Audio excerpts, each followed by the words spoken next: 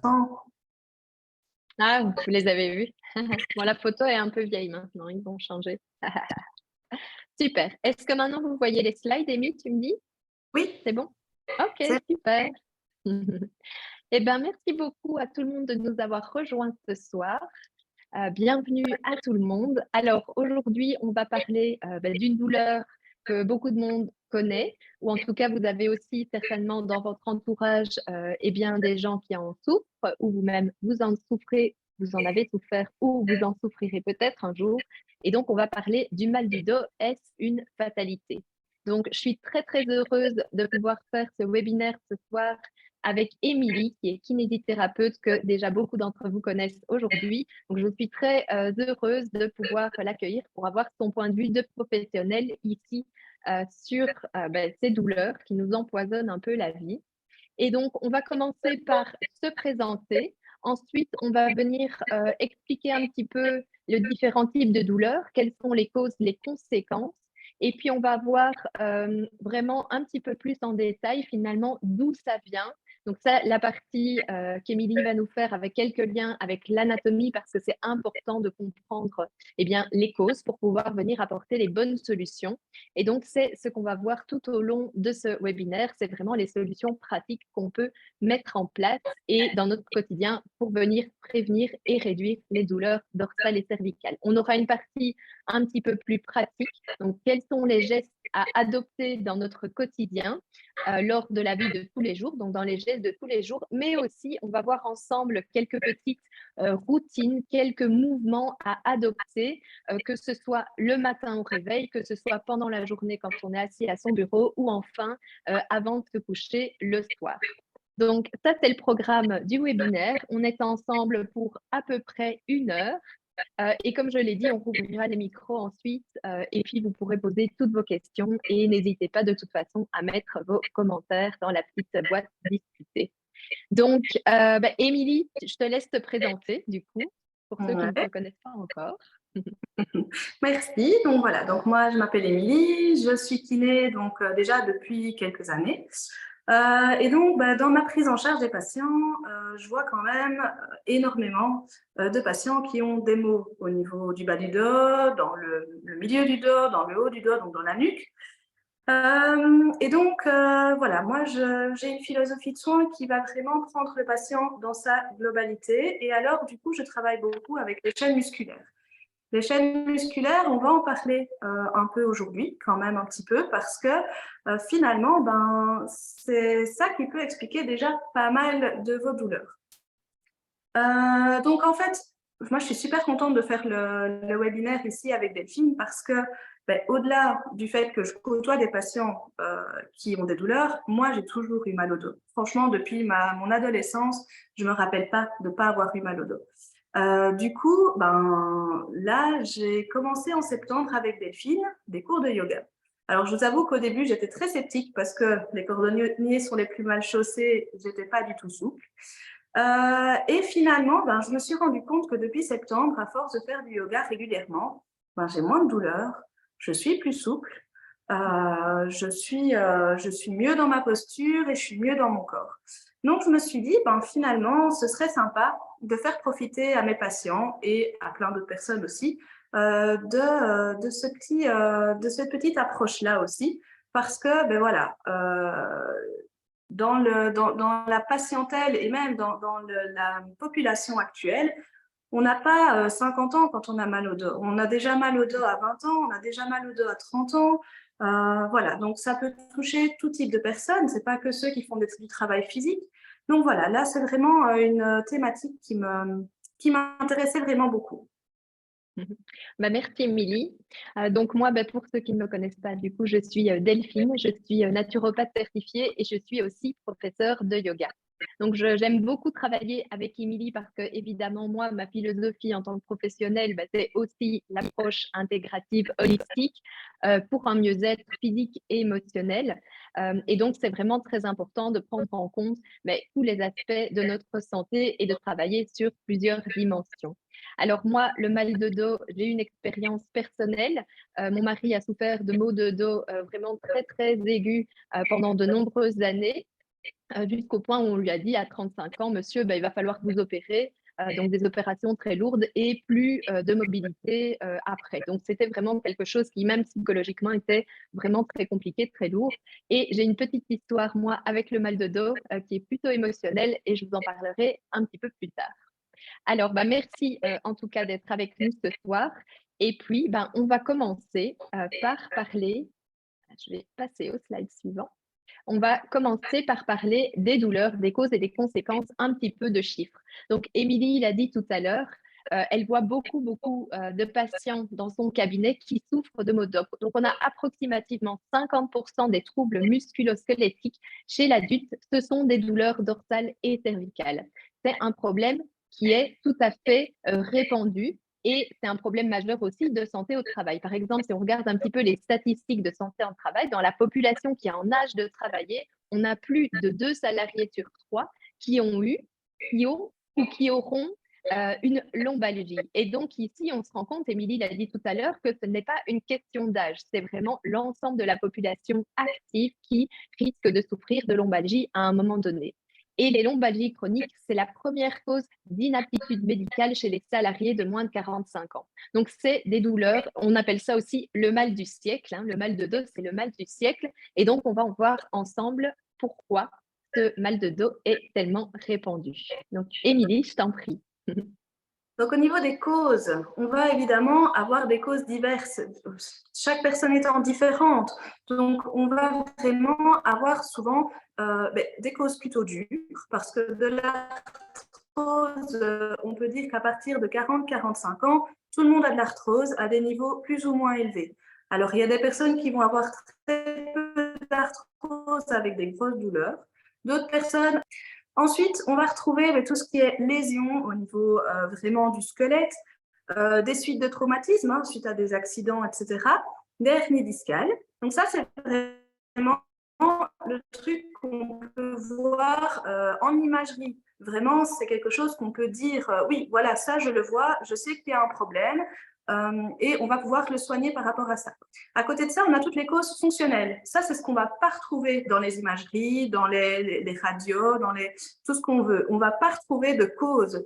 Et là, ce sera moins des problèmes de squelette, mais du coup, plutôt des problèmes de position, des problèmes musculaires, des problèmes justement plutôt émotionnels et alors plutôt liés à l'état général. Donc, Delphine, voilà pourquoi on a une importance au niveau du terrain ou des habitudes de vie. Tout à fait. Mais c'est vrai qu'aussi, il y a une dimension quand même, et toujours psychologique ici, parce que aussi quand on souffre, on a des douleurs dans le dos qui nous handicapent, qui nous gâchent la vie, qui nous empêchent de faire les gestes du quotidien. Déjà, ça va avoir un impact aussi sur notre morale. Et puis, on ne voit rien aux examens cliniques. Donc, on se dit, OK, mais je n'invente pas, j'ai vraiment mal. Mais d'où ça vient?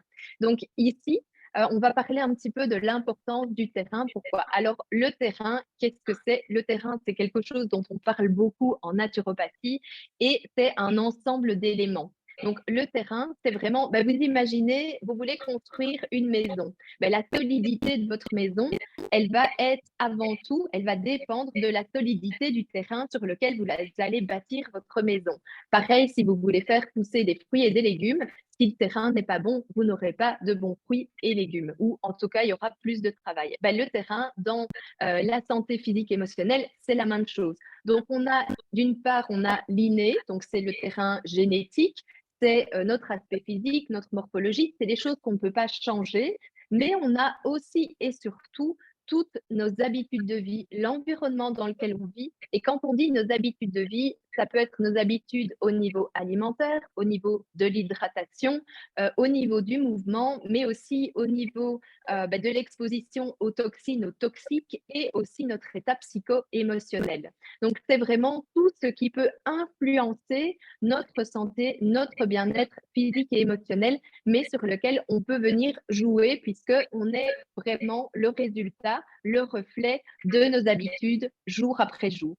Donc ici, c'est vraiment important de comprendre ça dans la problématique des douleurs chroniques, en tout cas pas des douleurs aiguës avec les causes dures, c'est un peu différent, mais en tout cas dans tout ce qui est cause fonctionnelle. D'accord? Donc, Émilie, je te redonne la parole pour la suite. Donc, quand on parle d'épisodes aigus, on va vraiment parler de douleurs qui vont venir pendant plusieurs jours, voire, allez, une petite semaine, mais normalement, ça ne dure pas. On va parler alors de douleurs chroniques quand on passe de semaines à des mois, voire des années avec des douleurs. Et donc ici, on va vraiment retrouver, donc pour tout ce qui est douleurs lombaires, ben, vraiment la zone du bassin, les hanches, le bas du dos, vont devenir vraiment très durs. Les muscles vont se contracter parce que la réaction naturelle du corps, c'est de protéger les zones quand il y a douleur. Quand le cerveau reçoit une information de douleur, il dit quoi? Il dit, oh, je dois protéger la zone, on ne doit pas la bouger. Donc moi, je fais quoi? Je contracte les muscles autour. Au niveau des douleurs cervicales, ben, ça va être des douleurs qui vont se mettre au niveau de la nuque. Ça peut même venir vraiment dans l'arrière de la tête ici, le bas de la tête. Ça va descendre dans le cou, les épaules et même parfois jusque dans le milieu du dos. Donc, on va avoir plus aucune souplesse musculaire, plus aucune souplesse articulaire non plus. Et donc ça va plus long terme. Et alors, dans les deux cas, avec des degrés différents, on peut retrouver des irradiations qui vont descendre pour la nuque dans les bras, ou alors avec le bas du dos dans les deux jambes, une jambe ou deux, ça dépend, avec une compression des nerfs. Et donc, on peut dire que le mal de dos, c'est une cause qui est plutôt multifactorielle. C'est ça. Donc, le plus important des facteurs, évidemment, au niveau basique, ça va être la sédentarité. Donc, dans la sédentarité, on a tout. On a le fait d'avoir une position assise prolongée parce que la position assise, en fait, on l'adopte tout le temps. On s'assied pour manger, on s'assied dans la voiture, on s'assied pour travailler, on s'assied pour regarder la télé, on s'assied tout le temps, tout le temps, tout le temps. Et la position assise, c'est le truc le pire pour le corps humain. Le corps humain, c'est une superbe machine qui est faite pour bouger. On est fait pour bouger. Donc évidemment, si on arrête de bouger, qu'est-ce qui se passe? Vous imaginez bien, c'est comme si on ne mettait plus d'huile et donc ça rouille. D'accord? Donc à cette sédentarité-là, souvent, c'est quoi la conséquence de la sédentarité? C'est qu'on a un surpoids qui arrive et un affaiblissement musculaire. Alors le problème avec le surpoids, c'est que très souvent, on va avoir une accumulation au niveau du ventre, parce que la graisse viscérale, c'est la plus courante et la pire à perdre.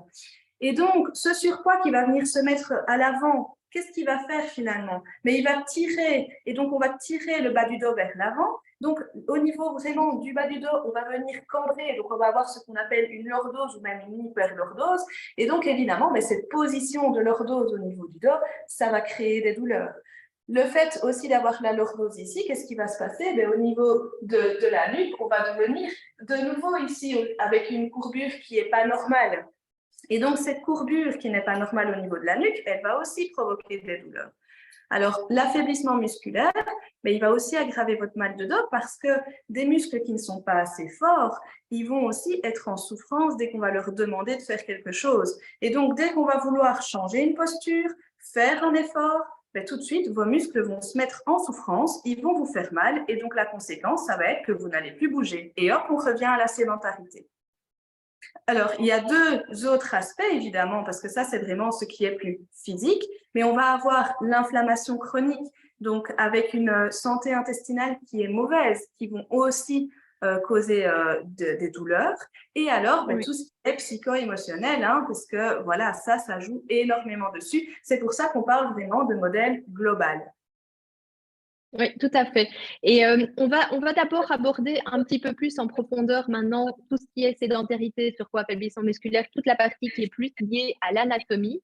Et ensuite, on verra les deux derniers facteurs un peu plus en détail, donc l'inflammation chronique et la santé psycho-émotionnelle. Peut-être juste ce qui est important de mentionner, c'est effectivement, on dit ici, il y a multifacteurs. Donc, quand on parlait de terrain tout à l'heure, mais souvent, quand on a un épisode de douleur, de lombalgie chronique qui va venir s'installer, qui va se déclencher, on dit « Ah, j'ai fait un faux mouvement ». Mais en fait, c'est juste la goutte d'eau qui fait déborder le vase. On avait déjà toutes les petites pièces du puzzle, elles étaient déjà là. Et puis, le mouvement qu'on fait en plus, c'est ça qui va venir déclencher vraiment les douleurs dorsales. Mais on avait déjà probablement un ou plusieurs facteurs qui étaient présents, que ce soit la sédentarité, la position assise prolongée, le surpoids, l'affaiblissement musculaire, l'inflammation, et la santé psycho-émotionnelle. Donc, ce qui est important pour vous aussi, c'est de comprendre, mais chez vous, dans votre cas, si vous souffrez de problèmes de dos, c'est quoi là ou les causes. Quand on connaît la cause, on peut venir apporter la bonne solution. Donc, en naturopathie, par exemple, on dit toujours ça, on veut aller cause de la cause de la cause. Il faut aller à la source du problème pour pouvoir le régler de manière durable. Sinon, ce qui va se passer, c'est qu'on va venir régler le problème, mais de manière sur le court terme, et puis le problème va se répéter, à nouveau on va faire un faux mouvement, et puis ça va recommencer, recommencer, recommencer. Donc ici, c'est vraiment ce qu'on essaye de venir aborder, c'est comment mettre en place des solutions durables. Donc maintenant, on va passer à la partie anatomie avec Émilie pour que vous compreniez bien de quoi on parle et d'où ça peut venir. Parce que c'est plus mystérieux que ce qu'on peut imaginer de premier abord. Alors, je vous rassure, je ne vais pas vous faire un vrai cours d'anatomie. Hein.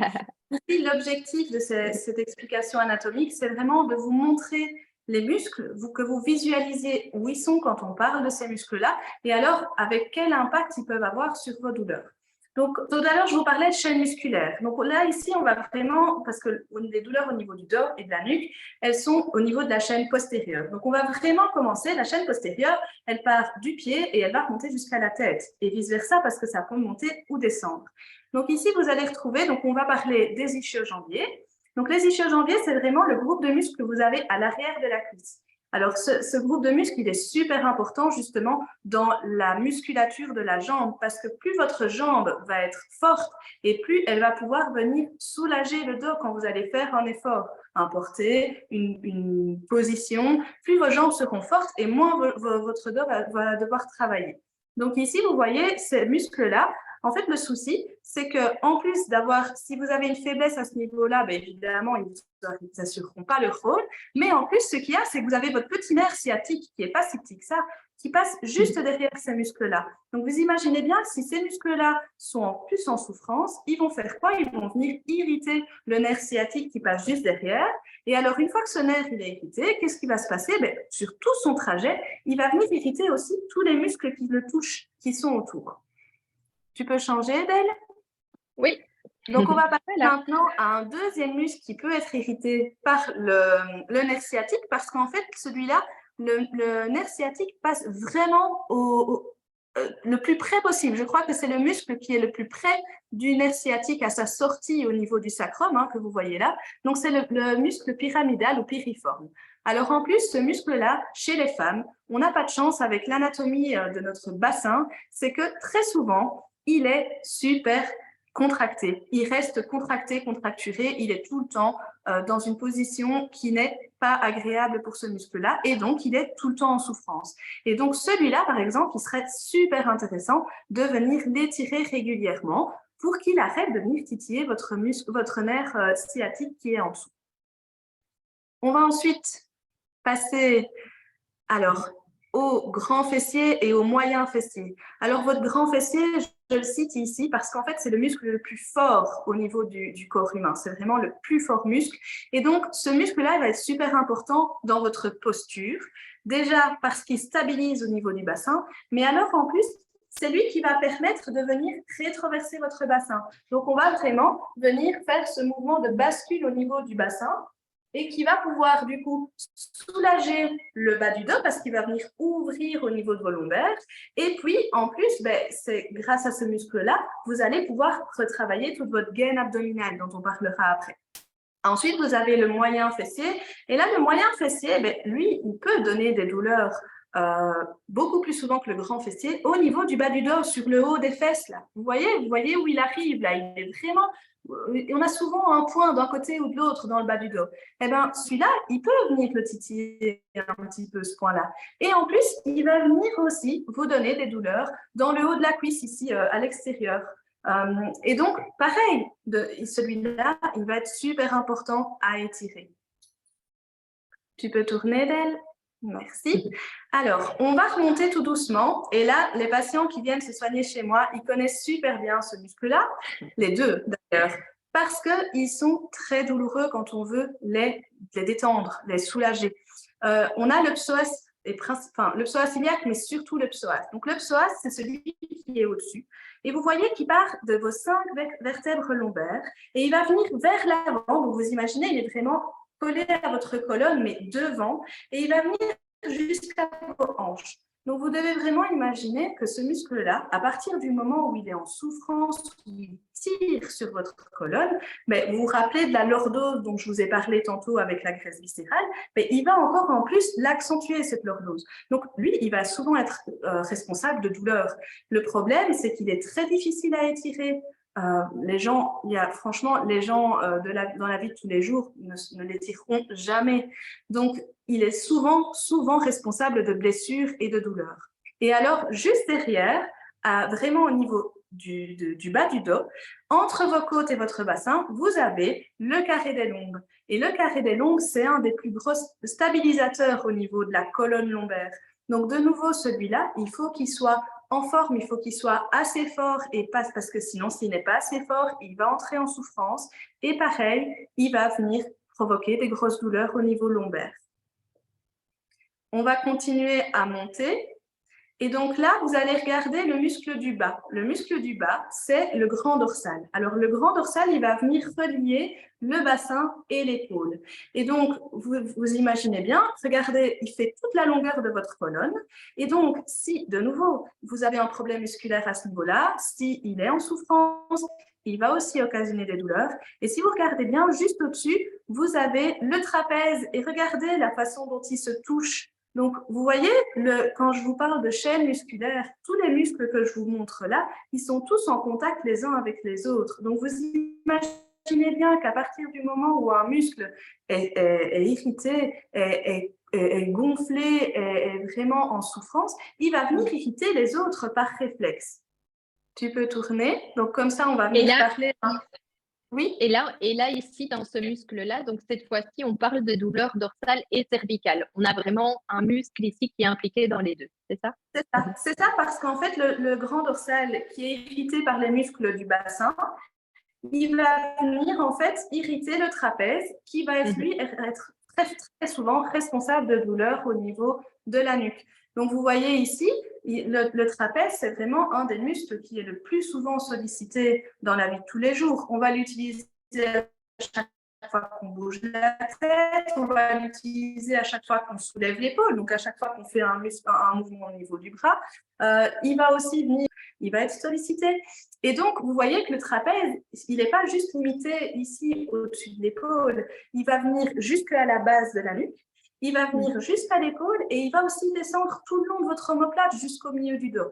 Donc, ce muscle-là, il est super important à étirer régulièrement parce que s'il n'est pas, il va pouvoir venir se contracter et créer des douleurs.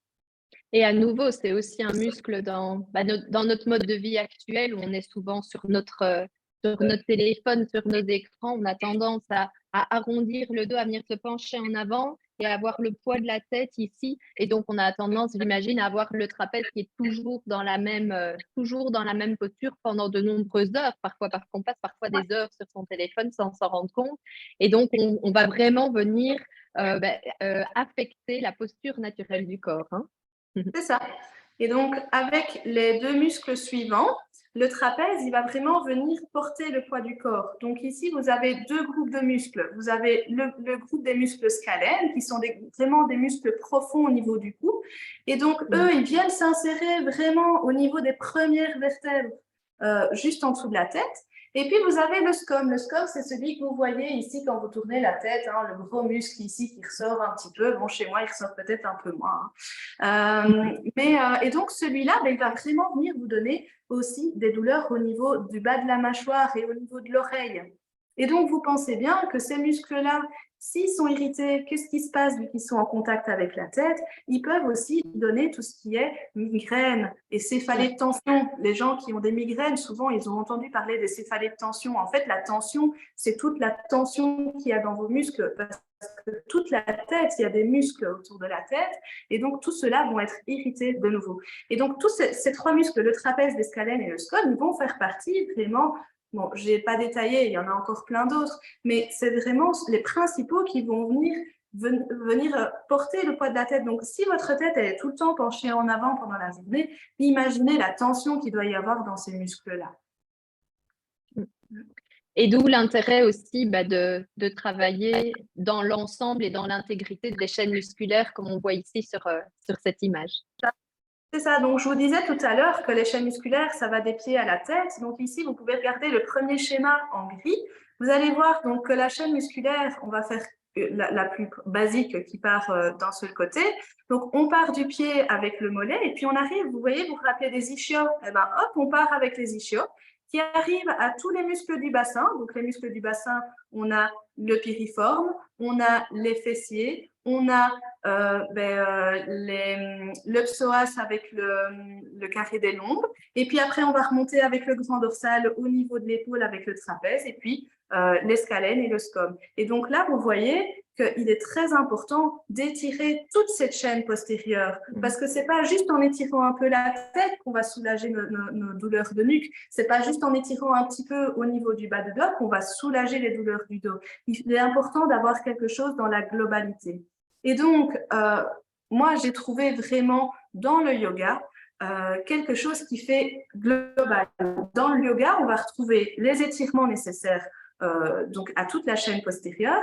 Et puis, on va aussi surtout travailler en renforcement au niveau postural, au niveau des stabilisateurs qui sont super importants. Donc, on va avoir une modification de la posture et alors on va aussi renforcer vraiment tous les muscles nécessaires pour diminuer vos douleurs. Et là, c'est Delphine qui va pouvoir vous parler du yoga. Alors, juste avant de parler du yoga, je vais revenir sur les causes. On a dit donc les causes du mal de dos, c'est une cause multifactorielle et on en a cité 5. Donc, Émilie, elle nous a bien expliqué la sédentarité, la position assise, le surpoids, l'affaiblissement musculaire. Avec tous les petits liens avec l'anatomie qu'on vient de faire, on comprend vraiment bien pourquoi tous ces facteurs peuvent aggraver le mal de dos, provoquer le mal de dos. Il y en a encore 2. Donc, le premier, c'est l'état inflammatoire qu'on a dans notre corps et il y a un lien avec la santé intestinale. Pourquoi? Déjà, on va expliquer en quelques mots c'est quoi l'inflammation. Donc, l'inflammation, c'est un mécanisme naturel du corps qui est très positif. Pourquoi?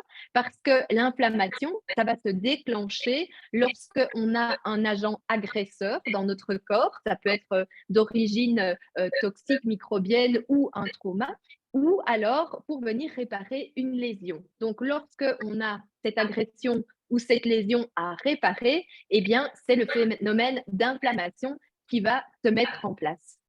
Donc, l'inflammation, c'est un phénomène qui est positif. On en parle souvent comme quelque chose de négatif.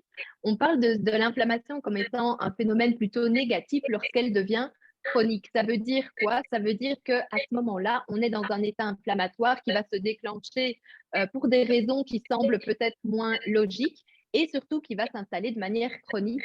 Et là, on a par exemple tout ce qui est arthrite, la goutte et puis toutes les maladies aussi auto-immunes. Donc, c'est vraiment important de faire attention à son état inflammatoire. Et là, il y a vraiment un rôle au niveau de l'alimentation et au niveau de la qualité de notre microbiote intestinal. Le microbiote intestinal, en quelques mots, je vous rassure, c'est simplement l'ensemble de micro-organismes qui vivent dans nos intestins. On a des bactéries, on a des virus, on a des parasites, on a vraiment énormément de petits organismes qui vivent dans notre corps et qui nous permettent de rester aussi en bonne santé. Quand on a un bon microbiote, eh bien, on reste en bonne santé, on a une bonne immunité, on a une bonne énergie vitale, etc., etc. Par contre, si notre microbiote est déséquilibré, si on a une perméabilité au niveau intestinal, eh bien, à ce moment-là, il y a toute une série de problèmes de santé qui peuvent s'installer. Donc, pour faire simple, en quelques mots, si on veut gérer l'inflammation avec l'alimentation, eh bien, il faut aussi faire attention. Donc, vous l'avez compris, d'avoir un microbiote en bonne santé et puis d'avoir une alimentation qui est alcalinisante. Ça veut dire quoi? Ça veut dire qu'on ne veut pas avoir un corps qui est acide, on veut avoir un corps qui est plutôt alcalin. On veut avoir suffisamment d'oméga 3, suffisamment d'antioxydants. Émilie, tout à l'heure, elle parlait de la rouille dans notre corps. Donc, les antioxydants, c'est l'antirouille de notre corps qu'on peut aussi trouver dans l'alimentation, évidemment. Et puis, suffisamment de protéines. Donc, ça, c'est vraiment important aussi parce que c'est un des facteurs qui peut venir quand on a un état inflammatoire élevé. Ça veut dire qu'on va avoir plus de risques de douleur aussi. Donc, on peut venir vraiment jouer sur cet axe-là. Le dernier facteur qui peut aggraver ou provoquer le mal de dos, eh bien, c'est la santé psycho-émotionnelle. Et lorsqu'on a commencé ce webinaire, je vous ai partagé le fait que mon expérience personnelle avec le mal de dos, eh bien, c'était plutôt émotionnel. Donc, ici, je fais juste une petite parenthèse sur les mots que notre corps va exprimer. Donc, on sait que le corps va s'exprimer d'une certaine manière et c'est à nous de l'écouter, de l'entendre. Souvent, on n'écoute pas ce que le corps veut nous exprimer. Lorsqu'on a un mal-être physique, un mal-être émotionnel, eh bien, le mal-être physique ou émotionnel se traduit dans notre corps. Il faut être à l'écoute. Par exemple, avec le dos, on est tous familiers avec l'expression j'en ai plein le dos. Pourquoi? Parce que effectivement, on va avoir trop d'émotions, trop de choses à porter sur le dos. Et donc, si on regarde un petit peu par exemple, Jacques Martel a écrit le grand dictionnaire des malaises et des maladies qui va un petit peu rechercher la cause plus dans le mental, dans le psychologique des différents déséquilibres de notre corps. Et donc, par exemple, la douleur du milieu du dos, eh bien, ça peut exprimer un sentiment de culpabilité émotionnelle affective. Par exemple, lorsqu'on a des situations de surmenage, de surcharge mentale, de burn-out, on peut parler de burn-out, eh bien, souvent, on va avoir mal dans le milieu du dos, plutôt supérieur, en D1, et on va avoir vraiment, ça va réagir lorsqu'on me pousse à bout dans mes capacités physiques, mentales ou émotionnelles. Ou alors, quand on se sent victime des événements, quand on se sent oppressé. Donc, par exemple, dans mon cas, il y a quelques années, j'ai connu un épisode de début de burn-out, en tout cas, une situation dans laquelle je me sentais vraiment oppressée, je ne voyais pas de solution. Et un des signes physiques qui m'a fait vraiment réagir, je n'avais jamais eu mal au dos de ma vie et en un jour, j'ai été incapable de bouger pendant une semaine. Donc là, vraiment, quand le corps s'exprime, il faut l'écouter et il faut comprendre d'où ça vient pour venir agir à l'origine de l'événement qui le déclenche. Donc ça, c'était la parenthèse sur le dernier facteur. Mais à nouveau, quand on parle des solutions à mettre en place, c'est vraiment important de revenir aux causes et de comprendre le ou les facteurs qui vont déclencher les douleurs et on va venir travailler sur plusieurs axes en profondeur pour venir apporter des solutions à nouveau qui seront durables. Donc, on l'a dit, l'alimentation, parce qu'avec l'alimentation, on peut gérer le poids, le surpoids. C'est ce que je fais aussi quand j'accompagne mes clientes en naturopathie. Je suis spécialisée dans la gestion du poids, du surpoids. Donc, on vient s'assurer de pouvoir gérer cet aspect et on va venir aussi apporter une alimentation anti-inflammatoire pour réduire l'inflammation chronique. Au niveau psycho-émotionnel, donc on vient d'en parler, donc on peut apporter une solution appropriée aux mots que notre corps va exprimer. Et enfin, on va venir combattre la sédentarité, les positions assises prolongées en venant étirer, en venant renforcer et en venant vraiment travailler en profondeur sur les tissus conjonctifs en se mettant en mouvement avec le yoga et c'est cela dont on va parler dans un instant. Donc, le yoga et ses bienfaits. Rassurez-vous, je ne vais pas faire une longue partie théorique sur le yoga. Ici, j'ai juste envie, peut-être pour ceux qui ne connaissent pas encore cette pratique, de dire quelques mots. Donc, le yoga, ça veut dire simplement l'union du corps et de l'esprit. Donc, pour moi, ma philosophie en tant que professeur de yoga, c'est que le yoga, il est accessible à tout à fait tout le monde parce que simplement respirer en conscience, se mettre en mouvement, c'est déjà du yoga. Et donc, c'est une pratique qui est de tradition millénaire. Ce n'est pas du tout une religion, c'est plutôt une philosophie, une pratique. Et c'est effectivement adapté à tout âge, pour toute condition physique, de souplesse, de force, etc.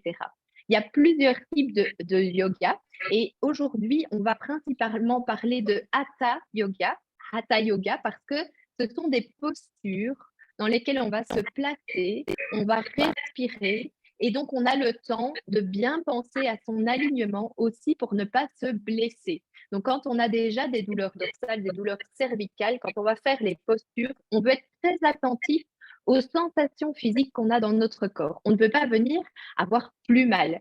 Et donc, c'est important aussi d'écouter son corps. On peut avoir un inconfort quand on va étirer un muscle qui n'a pas l'habitude, mais ça doit être une douleur qui est tout à fait tolérable. Si on a une douleur aiguë, comme une décharge électrique, il faut tout de suite arrêter. C'est pas du tout ça qu'on veut faire parce qu'on va aggraver le problème.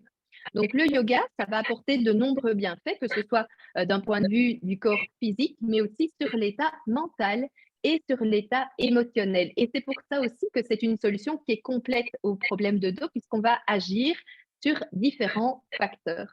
Donc, on a parlé tout à l'heure des chaînes musculaires avec Émilie. Donc, avec les postures de yoga, on va pouvoir faire un renforcement musculaire de l'ensemble des chaînes musculaires. Émilie, tout à l'heure, parlait du fameux psoas. Donc, elle a dit que ses patients étaient bien familiers avec le psoas, mais que c'était très difficile dans le quotidien de venir étirer ce muscle. Eh bien, en yoga, on a vraiment des postures qui sont conçues, qui sont étudiées pour venir étirer le psoas. Et donc, on va venir travailler l'étirement, la souplesse. Et ici, je voudrais juste, avant de passer sur l'ensemble des bienfaits du yoga, faire une petite parenthèse au niveau des fascias. Donc, peut-être c'est quelque chose que vous avez déjà entendu. Les fascias, qu'est-ce que c'est? Eh bien, en fait, c'est l'ensemble des tissus conjonctifs. Si vous imaginez, c'est comme des petits filaments blancs. Lorsqu'on le visualise sur des vidéos, vous pouvez taper fascia sur Google et vous allez voir. Et en fait, c'est comme une toile d'araignée qui est dans l'ensemble de notre corps, qui va envelopper chaque muscle, chaque organe, et c'est ça qui va donner la structure à notre corps et sa mobilité aussi. Donc, lorsqu'on a des fascias en bonne santé, eh bien, on a un corps qui est en forme également. Et donc, les fascias, eh bien, être en bonne santé, ça veut dire quoi? Ça veut dire qu'on veut qu'ils soient bien souples et qu'ils ne soient pas contractés, tendus, noués. Et qu'est-ce qui se passe quand on a des positions qui sont prolongées, qu'on va maintenir pendant de longues périodes et qu'on va répéter ça tous les jours? Eh bien, les fascias, petit à petit, imaginez qu'ils sont comme ça, eh bien, au fur et à mesure, ils vont se contracter et on va avoir des postures. Une posture que vous connaissez peut-être, un défaut de posture, c'est la bosse de bison.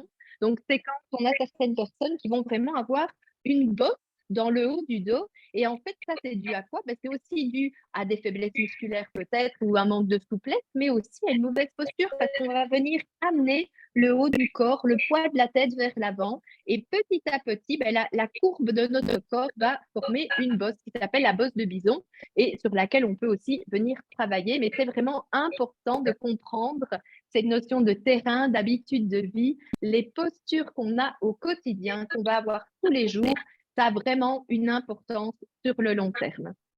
Donc, pour juste la petite parenthèse sur les bienfaits du yoga, en plus de pouvoir venir travailler en profondeur sur le renforcement musculaire, l'étirement, la souplesse, la bonne santé de nos fascias, eh bien, ça va nous apporter aussi une meilleure perception de notre corps. Donc, c'est la proprioception.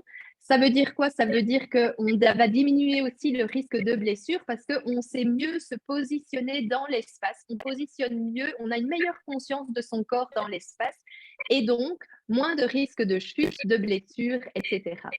Une diminution des douleurs chroniques, un renforcement aussi des articulations, donc ça c'est aussi quelque chose qui est très important. On va venir améliorer notre concentration, les capacités respiratoires, on va diminuer le stress, les risques de dépression, d'anxiété, on va venir régulariser notre système endocrinien, notre système digestif aussi. Et vous vous rappelez, on a parlé de l'importance d'avoir une bonne santé intestinale et également la diminution des risques cardiovasculaires. Donc ici, il y a encore d'autres bienfaits. Je vous ai mis les principaux, mais je pense que vous avez compris que c'est quelque chose qui est tout à fait bénéfique. Donc maintenant, on va passer à la partie tout à fait pratique. Il nous reste 15 minutes pour vous montrer les gestes à adopter dans votre quotidien pour réduire et prévenir les douleurs dorsales et cervicales. Donc, Émilie, je te rends la parole pour les gestes de tous les jours. Merci. Donc, dans la vie de tous les jours, on va surtout penser à rentrer le ventre quand on fait un effort. Donc, rentrer le ventre quand on fait un effort, ce n'est pas juste quand on va porter une charge. Le fait de passer de la position assise à la position debout, quand vous avez mal au dos, vous pouvez rentrer votre ventre. le fait de vous lever de votre lit le matin, vous rentrez votre ventre. Le fait de rentrer votre ventre va venir plaquer en fait toutes vos viscères contre votre colonne vertébrale. Et donc, ça va venir la soutenir encore un peu plus. Et puis aussi, le fait de rentrer votre ventre, vous allez venir retravailler tous vos abdominaux dans leur travail de gaine et donc de soutien au niveau lombaire et alors aussi évidemment en avant. Alors, une deuxième chose qui serait vraiment… Émilie, Oui. juste peut-être un petit moyen visuel pour bien rentrer le ventre. Est-ce qu'on peut imaginer qu'on essaye de coller le nombril contre la colonne vertébrale? Est-ce que ça, c'est une bonne manière de rentrer le ventre? Oui, et je dirais même qu'on va essayer de venir le passer sous les côtes. On va monter le nombril vers les côtes et pas juste vers la colonne D'accord. vertébrale. Donc comme ça, on va vraiment retravailler en plus au niveau du transverse, qui est le muscle abdominal le plus important dans la gaine abdominale. Alors, deuxième chose, on va renforcer évidemment la sangle abdominale et puis les muscles des jambes, puisque je vous disais tout à l'heure, les muscles des jambes, il faut qu'ils soient forts. Pourquoi? Parce que quand vous allez justement porter votre charge, vous n'allez pas vous pencher en avant comme ceci pour prendre votre charge, parce que sinon le bras de levier au niveau de votre dos, il est super grand et donc toutes les contraintes viennent se mettre au niveau de votre colonne. Ce que vous allez faire, c'est que vous allez plier vos jambes, venir prendre la charge, amener la charge au niveau de votre nombril, de votre centre de gravité, et puis seulement pousser sur vos jambes pour vous relever. Alors évidemment, c'est beaucoup moins gracieux, on est d'accord, c'est peut-être moins joli, mais beaucoup plus utile, parce que le fait de rapprocher la charge de votre centre de gravité, vous allez totalement diminuer le bras de vie au niveau de votre colonne. Et donc, ben voilà, on va vraiment pouvoir diminuer les douleurs. Alors, évidemment, on parlait aussi d'elle. Tu m'entends? Oui, je vérifiais si on te voyait bien parce que comme personne n'a de micro et que tu montrais des choses, je voulais être sûre. Mais je pense que c'est OK. Si vous pouvez me faire un petit pouce si tout est OK, vous voyez bien? Est-ce que vous me voyez quand je bouge, quand je parle? Oui, Ouais, un pouce. ok, super. Merci Fabienne. Alors, je remets les slides. Voilà.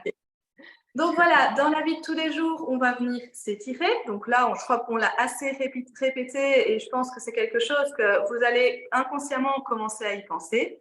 Et alors, évidemment, les gestes qu'on va adopter, on va les adopter dès le lever du lit. Et alors, on va les garder jusqu'au moment du coucher. Donc, quand on se lève, on ne va pas venir tirer le corps vers l'avant. Travailler les abdos comme ça, c'est super mauvais à tout niveau parce que aussi pour le périnée, c'est très mauvais. On fait une hyperpression, donc c'est super mauvais. Par contre, ce qu'on va faire, c'est qu'on va se tourner sur le côté et on va venir pousser sur notre coude pour s'asseoir et seulement après se lever. Et le sens inverse, pour venir se coucher, on ne se met pas comme ça avec les jambes au niveau du lit et se coucher en arrière. On passe par la position assise, on se couche et après on se tourne. Une fois qu'on est couché dans le lit, ce qu'on peut faire, alors pour ceux qui ont vraiment des problèmes de dos, et qui n'arrivent plus à dormir sur le côté pour une raison X ou Y. Moi, j'ai des patients qui ont des problèmes au niveau des épaules ou des hanches et qui ne savent plus dormir sur le dos.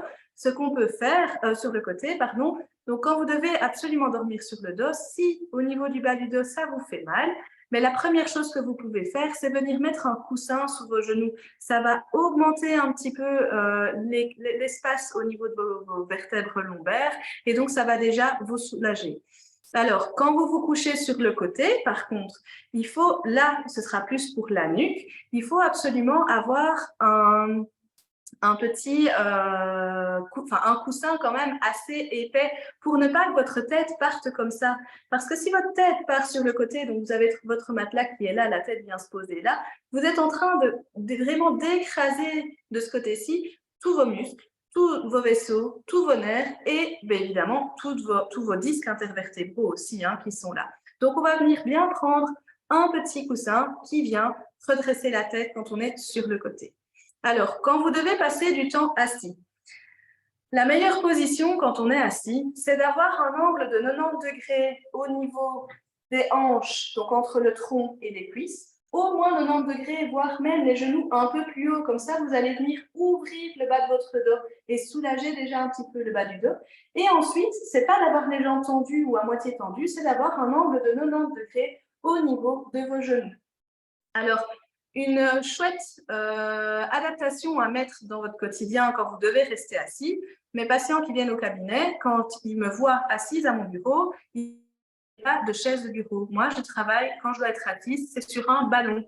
Et ça, c'est chouette. Alors, passer toute une journée sur un ballon, c'est pas faisable, mais vraiment, essayer d'alterner entre chaise et ballon, c'est vraiment pas mal comme solution. Ça te permet aussi de rester en mouvement tout le temps, non? C'est pour la mobilité de séance, parce que le problème quand on est assis sur une chaise, c'est non seulement la position. Alors, si on travaille sur ordinateur, on va venir ici avancer en plus les mains. On va avoir toutes les épaules rentrées, on va rentrer la poitrine, on va venir creuser, on va avoir le poids de la tête qui va tirer aussi. Donc, on se rappelle ici sur les muscles du cou. Et donc, on va vraiment, et on va rester comme ça, immobile. On n'a pas de raison de bouger. Donc, si on est en plus bien concentré sur quelque chose, voilà. Et alors que si tu es sur un ballon, tu vas avoir tendance plus naturellement à bouger, à faire des mouvements au niveau de rotation des hanches et à venir créer cette mobilité qui est nécessaire tout le temps, en fait. C'est ça? Oui, c'est ça. Et alors, la position assise avec les 90 degrés de flexion, en fait, d'office, je ne saurais pas avoir 90 degrés de flexion et être penchée vers l'avant. Ça va me déranger à un moment donné. Donc, en fait, ce qui va se passer, c'est qu'inconsciemment, on va se redresser et ouvrir ici au niveau des épaules. Donc, déjà, pour la nuque, on sera déjà beaucoup mieux. Alors, évidemment, il faut adapter votre espace de travail. Pour ceux qui travaillent sur ordinateur, tout ça, c'est après de la manutention. Normalement, maintenant, dans les entreprises, ils sont un peu plus regardants à tout ça. Mais voilà, à la maison, par contre, ce serait bien de le mettre en place aussi. Alors moi, je vais faire une petite parenthèse de prof de yoga ici sur la position assise, parce que dans nos sociétés occidentales, on est effectivement souvent assis sur des chaises. Mais donc, quand on est assis sur des chaises, qu'est-ce qui va se passer aussi? On va venir aussi garder les hanches contractées. Puisqu'on ne les bouge pas, comme on ne les bouge pas, toutes les tensions vont s'accumuler au niveau des hanches et à nouveau, on a une série de déséquilibres, etc., qui vont s'installer. Alors que dans les civilisations plus orientales, on va être beaucoup plus souvent assis par terre en tailleur, comme je suis là pour le moment. Et c'est pas possible, c'est sûr, de commencer à travailler par terre au bureau, par exemple pour ceux qui ont un travail de bureau. Mais si vous faites du télétravail ou même quand vous êtes à la maison, vous pouvez tout à fait vous asseoir sur un petit coussin. Ce qui est important, c'est d'avoir les hanches qui sont plus élevées que les genoux pour que ce soit confortable.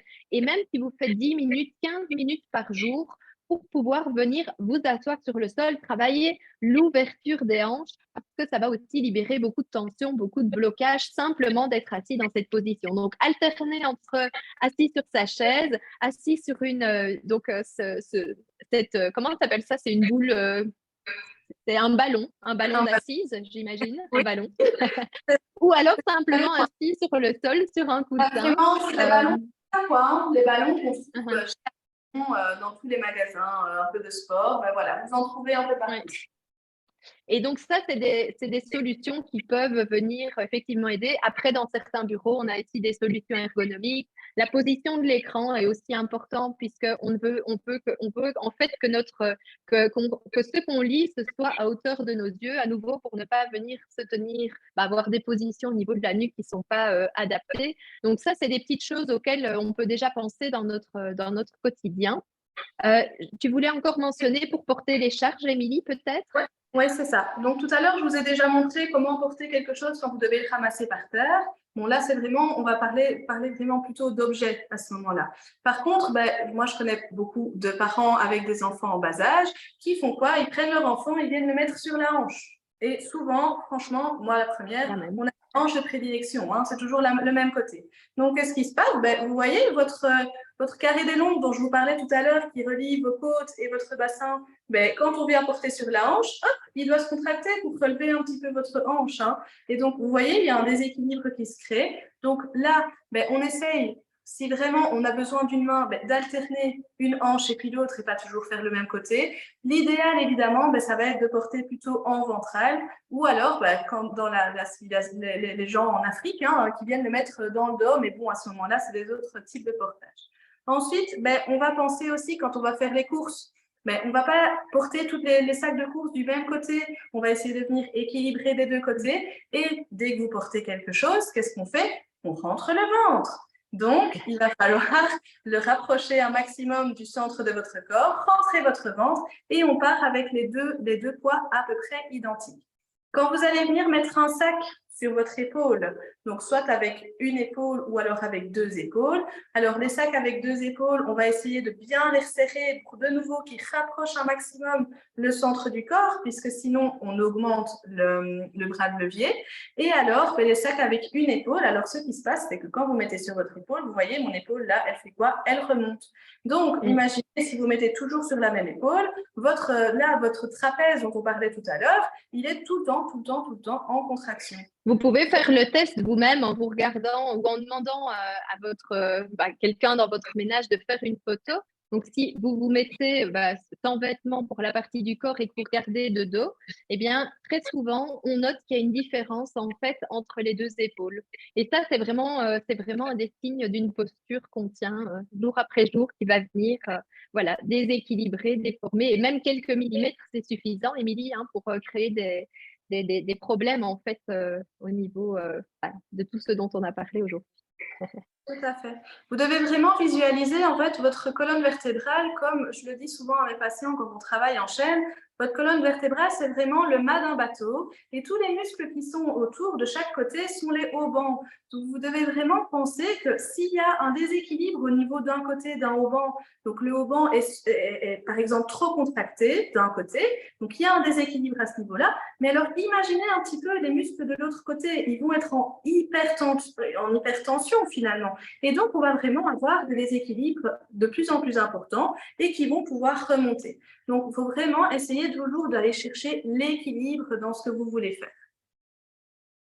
Alors, super, merci. Donc là, on va passer à la partie pratique au niveau des quelques mouvements de yoga, de posture de yoga qu'on peut adopter dans son quotidien de manière très simple. Donc, on va commencer. Je vais reculer un tout petit peu ici au niveau de l'écran pour être sûr que vous me voyez bien. Donc, je vais reculer encore un petit peu. Est-ce que vous voyez bien le tapis comme ceci? Encore un peu, je pense. C'est pas mal, je pense. Voilà. Alors, on va faire comme ceci. Donc, première chose, donc Émilie le disait, les gestes à adopter, ça commence dès le matin en fait. Donc, dès le matin, quand on est dans son lit, on peut déjà commencer, sans sortir du lit, à prendre soin de son dos. Donc là, je vais me coucher sur le dos. Donc, vous pouvez tout à fait faire ça dans votre lit. Et vous voyez que là, elle vient de se coucher de la mauvaise façon parce qu'elle s'est passée par le côté. Tout à fait, tout à fait. Et donc ici, on va commencer par... Bon. Voilà, pardon. Je disais juste que vu que tu as une très bonne musculature, ça ne pose pas de problème pour toi, même si ce n'est pas recommandé. Tout à fait. Je vais faire plus attention pour montrer comment se relever après, comme ça vous comprendrez. Donc ici, on va commencer par prendre le genou droit et l'amener sur la poitrine et on va garder la jambe gauche bien tendue. Donc ici, on va déjà faire un petit étirement ici au niveau des adducteurs et on va venir comprimer dans le bas du dos. Donc déjà, ça va faire du bien pour réveiller son corps tout doucement le matin. Avec le yoga, on va vraiment toujours respirer bouche fermée. Donc, on va respirer par le nez et vous essayez toujours de faire entre 3 et 5 respirations dans chaque posture. Donc, vous comptez vos respirations entre 3 et 5 fois et on fait toujours évidemment les deux côtés du corps pour ne pas créer de déséquilibre. Donc, un genou sur la poitrine, l'autre jambe tendue et puis on change. Et ensuite, on va venir mettre les bras en croix. Donc, il faut que vous vous mettiez au milieu du lit. Et alors, on va venir ici toujours une jambe tendue. On va déposer la main opposée sur le genou et on va amener le genou, ici c'est le gauche, on va l'amener sur le côté droit du lit. Et ici, on va venir regarder sa main gauche et ce qu'on veut faire, c'est créer une torsion au niveau de la colonne vertébrale à peu près au milieu du dos. Et ça va déjà venir libérer les petites tensions musculaires et réveiller la colonne vertébrale et la renforcer. Donc, alors, évidemment, Delphine, je t'interromps. Donc, évidemment, là, quand vous avez mal, vous n'arriverez peut-être pas à aller aussi loin que Delphine. Mais ce n'est pas grave. Vous écoutez votre douleur, vous vous arrêtez. Si vous faites que 10 cm sur le côté, ce n'est pas grave. On est vraiment dans quelque chose là qui doit être agréable. Ça doit être juste un petit étirement du matin. Donc, à nouveau, c'est ce que je disais tout à l'heure avec la nature des douleurs que vous ressentez. On peut avoir un petit inconfort parce qu'on est un petit peu, voilà, on n'est pas encore en mouvement, etc. Ça ne doit jamais être des douleurs aiguës, des douleurs électriques. Ça, c'est tout à fait négatif. Donc, on doit vraiment aller jusqu'où on peut et on ne doit surtout pas en yoga se comparer. Donc, aujourd'hui, vous êtes ici, demain, vous serez 2 millimètres plus loin. Dans 3 mois, si vous le faites tous les jours, eh bien, vous irez beaucoup plus loin et finalement, c'est ça qui compte. Donc, la posture suivante, toujours couché dans votre lit, hein, c'est pas trop difficile, c'est pas trop fatigant pour le moment. Vous allez venir tout simplement amener les genoux sur la poitrine, vous posez vos mains sur vos genoux et vous allez tout simplement venir faire une petite boule, pousser ici, juste pour à nouveau, et vous pouvez faire les mouvements dont votre corps a besoin. Vous pouvez voilà, basculer d'un côté, de l'autre et amener toujours à nouveau du mouvement. Ensuite, on va se lever du lit. Et donc ici, ce qu'on veut faire, on a compris, hein, on ne veut pas tirer sur le dos. Donc, on va se tourner d'un côté et on va venir s'aider avec ses mains pour venir se redresser. Ensuite, ici, ce qu'on peut faire, donc là, je pense que si je suis debout, on verra quand même mon corps comme ça. Donc, ce qu'on va faire tout simplement, c'est qu'on va venir ici écarter les pieds de largeur des hanches et les pieds bien parallèles. Vous allez plier les genoux et ensuite, je vais me remettre sur le côté, vous allez tout simplement poser vos mains sur vos hanches pour faire un mouvement de bascule avec les pouces. Et vous allez tout simplement vous pencher vers l'avant. Et lorsque vous ne savez pas aller plus loin, eh bien, vous allez déposer vos mains et laisser relâcher votre tête. Et donc ici, vous gardez définitivement les jambes pliées si ce n'est pas possible pour vous de les tendre. Si vous pouvez les tendre, vous pouvez le faire également. Mais sinon, vous restez comme ceci. Vous déposez votre buste sur vos cuisses et vous relâchez. Et ça va créer de l'espace ici dans le bas de la colonne vertébrale et ça va vraiment être très bénéfique. Et vous relâchez bien la nuque pour ne pas à nouveau contracter et avoir des douleurs cervicales amplifiées. Quand on va se relever tout doucement, on va dérouler, dérouler et on va venir. Dans le ventre, évidemment. Voilà. Et avec la tête en dernier, on va dérouler et je vais reculer un petit peu la caméra parce que la prochaine posture, elle est debout. Et donc, vous me verrez mieux. Je vais la faire à genoux parce que j'ai un petit souci de place, mais c'est pas grave. Imaginez, vous êtes toujours debout avec les pieds bien parallèles. Et là, vous allez venir mettre vos bras comme ceci, donc à angle droit. Et vous allez simplement effectuer des mouvements de rotation d'un côté et puis de l'autre. Donc ça va permettre aussi de venir renforcer ici dans le bas du dos. Et là, du coup, Delphine, le sein reste bien fixe. Oui, c'est ça. Donc, on veut vraiment juste bouger les épaules, en fait, le haut du corps. Et on tourne. Et on tourne. Donc, c'est vraiment très simple. Vous pouvez faire quelques répétitions. À nouveau, l'important, c'est de se mettre en mouvement. Et donc, ensuite, vous allez venir vous placer à 4 pattes. Si vous avez des problèmes de genoux, vous pouvez tout à fait mettre un coussin en dessous de vos genoux pour ne pas vous faire mal. Et donc, on se met à 4 pattes. Et ici, on va venir inspirer et on va regarder vers le haut. Et vous voyez, je vais creuser mon dos.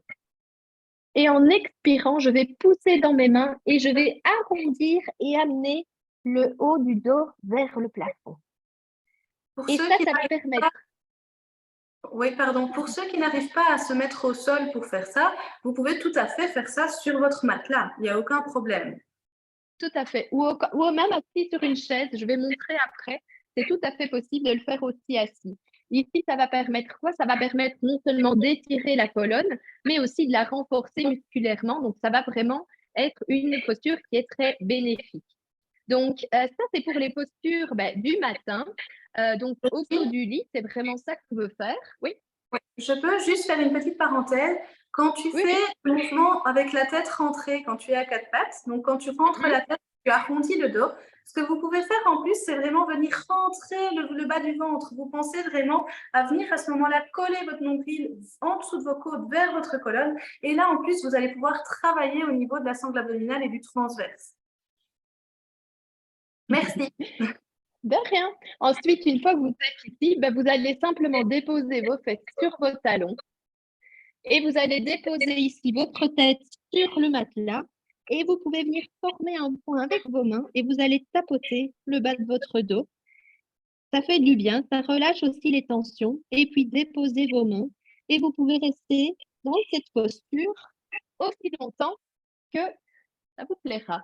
Donc ça, c'est une petite séance de mouvement à faire le matin. Vous pouvez faire la même exactement le soir. Et je vais juste vous montrer ce que vous pouvez faire quand vous êtes au bureau assis toute la journée. Donc, on a dit tout à l'heure qu'on était très, très souvent assis sur une chaise. Donc, j'ai pris ma chaise ici. Je vais vous montrer. Je vais mettre comme ceci, je pense. Et je vais remonter un petit peu la caméra. Hop. Alors, oui, comme ça, c'est bien. Donc, lorsqu'on est assis sur ta chaise, donc on a dit tout à l'heure, on veut former donc un angle à 90 degrés. Donc, on a les pieds bien à plat sur le sol. Donc, vous êtes à votre bureau. Ce qu'il faut essayer de faire, c'est à peu près toutes les heures ou toutes les 2 heures de faire quelques minutes de mouvement. Donc, ça ne prend pas très longtemps. On peut mettre une petite alarme sur son téléphone. Comme ça, on pense à bouger. Donc, ce qu'on veut faire, c'est venir contrecarrer la posture qui est très mauvaise pour notre corps avec des gestes pour ouvrir la poitrine. Donc, on va commencer, comme tu le disais, avec la posture ici. Pour les personnes qui ne savent pas le faire à quatre pattes, elles peuvent le faire sur la chaise. Donc, vous allez simplement déposer vos mains sur vos genoux. Vous Et pouvez puis déjà alors, le vous faire ce allez... soir, hein. On peut tout à fait le faire maintenant. Donc, chacun peut s'asseoir sur le bord de la chaise. C'est plus facile. Ceux qui ont la vidéo, on peut vous voir. Et ensuite, on va le dos bien droit. On va abaisser les épaules, donc pour éloigner les épaules des oreilles au maximum. Et puis, on va venir inspirer, on va creuser et on va regarder vers le plafond. Et lorsqu'on expire, on va pousser dans les mains sur les genoux pour venir arrondir. Et j'essaye avec ma colonne vertébrale de venir toucher le dossier sans bouger. J'imagine que j'essaye d'aller toucher jusqu'au dossier. Et je recommence. J'inspire, je creuse.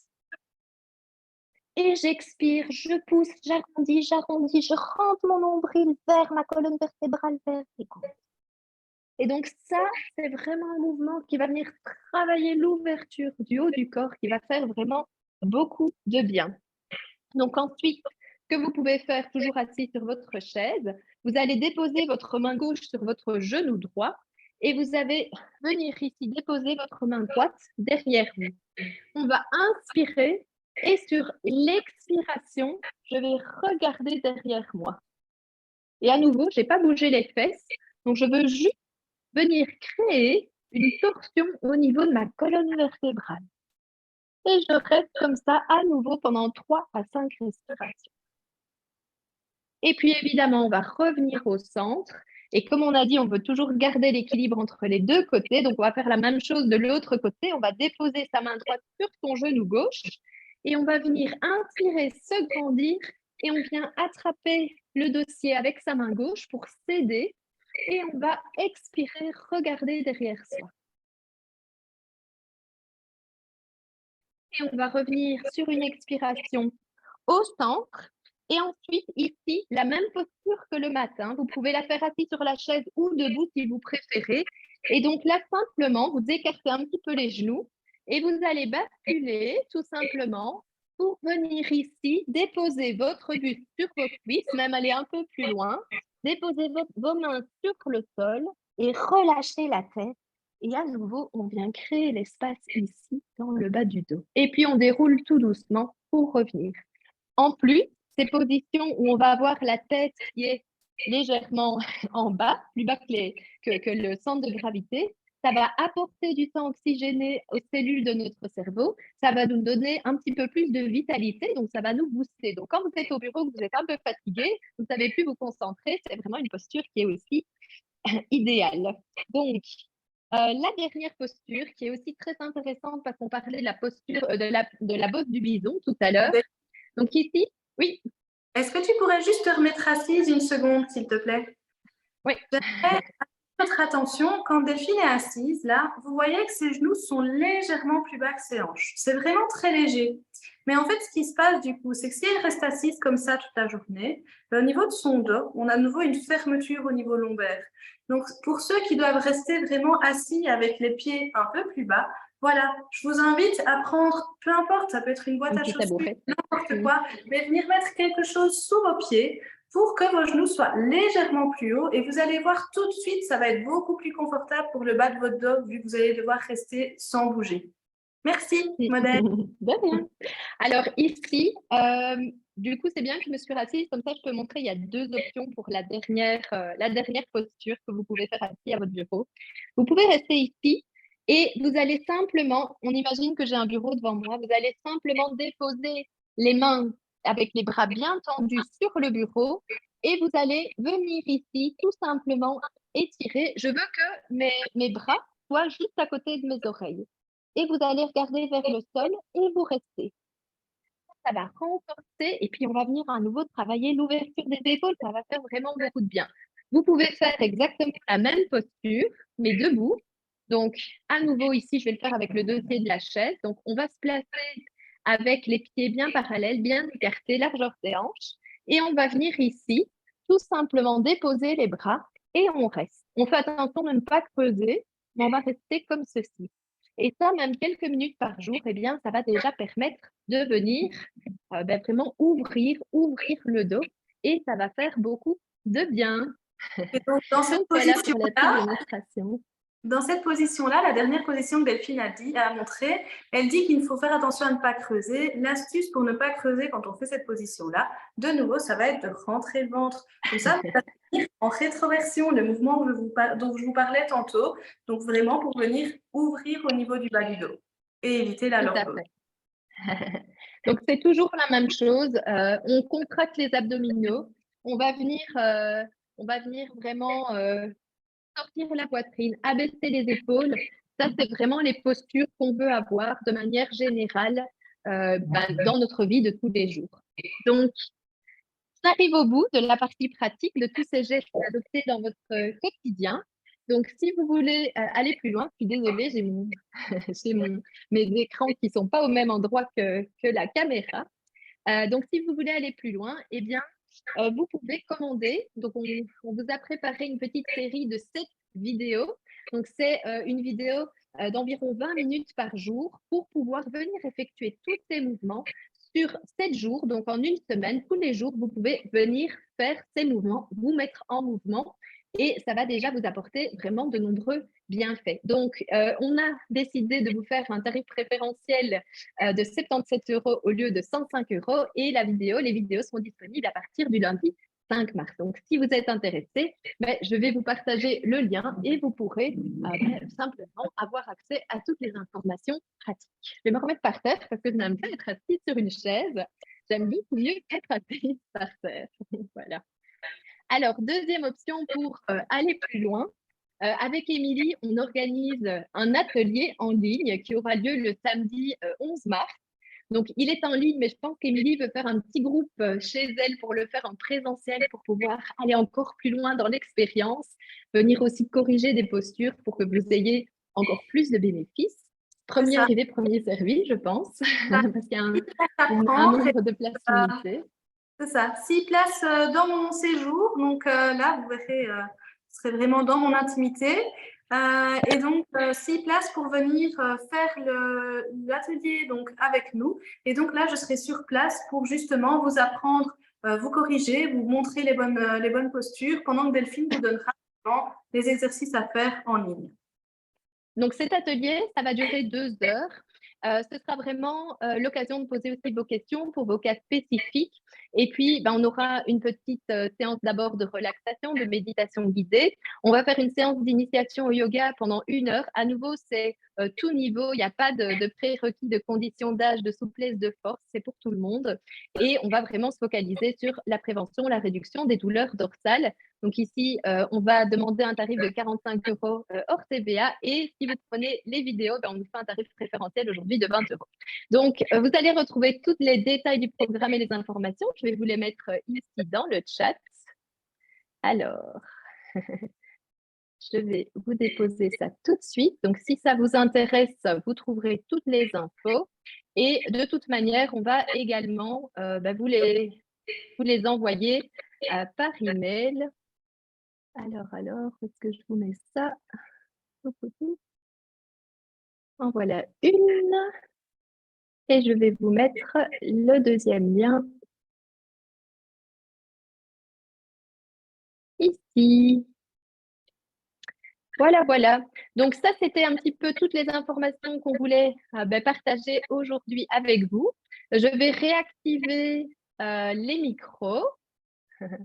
Comme ça, si vous avez des questions, eh bien, vous allez pouvoir les poser maintenant ou des commentaires. Alors, comment est-ce que je fais pour réactiver tous les micros en même temps? Demander à tout le monde la réactivation du micro, je pense que c'est ça. Voilà, pour moi, c'est bon. Ça marche? Ah oui, je vois que ça marche au fur et à mesure. Bien. En tout cas, merci de nous avoir suivis ce soir. J'espère que ce qu'on vous a partagé a répondu un peu à des questions que vous posiez et que ça vous a donné un peu des clés pour gérer vos douleurs au quotidien. Voilà. Moi, j'espère que vous allez penser à nous quand vous allez porter des charges, sortir de votre lit, qu'avant de sortir du lit, vous allez faire vos petits mouvements et puis que vous allez penser à rentrer le ventre. Chaque fois que vous allez rentrer le ventre, vous allez penser à Émilie. Ça va être super parce qu'on a bien compris l'importance. Donc, effectivement, merci beaucoup pour votre participation ce soir. Allez-y, si vous avez des questions, des commentaires, envie de partager quelque chose, n'hésitez pas, c'est le moment. Je pense, Delphine, que tu pourrais couper l'enregistrement avant les questions. Je ne sais Oui, pas. je vais faire ça. Tout à fait, c'est parfait. Donc, on va couper l'enregistrement, mais on reste là pour vos questions.